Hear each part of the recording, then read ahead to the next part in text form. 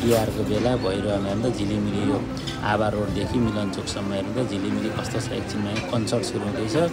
कन्सर्टमा राष्ट्रिय कलाकार र स्थानीय कलाकारको प्रस्तुति रहने भन्ने सुनिएको छ होइन। एकदमै रमाइलो हो। झिलिमिली वारिपारि पनि तिहारै हो क्या सबैभन्दा रमाइलो चाडपर्व होइन। झिलिमिली छ। अब यहाँ कन्सर्ट लगाइरहनु त्यो स्टेज तयार छ। अब हामी सर्र हिँडिरहेका छौँ। त्यसपछि के हुन्छ हेर्दै जाउँ। अहिले पछि त्यसपछिको भिडियो म राख्छु। पहिला चाहिँ यो सर्र मार्केटमा चाहिँ कसरी चलिरहेको छ तिहार। आज दीपावली होइन, लक्ष्मी पूजा, सबैको घरमा लक्ष्मीले बास गरौँ है त।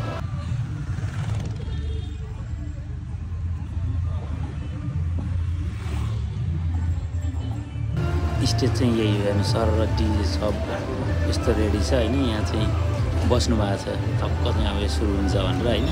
हामीले सर्र हेर्दैछौँ। त्यो चाहिँ ठ्याक्कै मिलनचोकनिर हो। त्यहाँदेखि कस्तो झिलिमिली चोक हो कस्तो छ हेर्नु। यतापट्टि गल्ला मन्डी साइड भएर हेर्नु यस्तो झिलिमिलीलाई हेर्नु। गेट कस्तो राम्रो छ। ठ्याक्कै बेहुली सिँगार पटा देखिएको छ। हामी चाहिँ अगाडि सर्र हेरेका छौँ। यतापट्टि चाहिँ यता ब्याङ्क रोड जाने हो भने यतापट्टि सिधै मेडिकल कलेज र यतापट्टि चाहिँ गल्ला मन्डीतिर छठको सहित सम्पूर्ण शुभकामना दिनुभएको छ।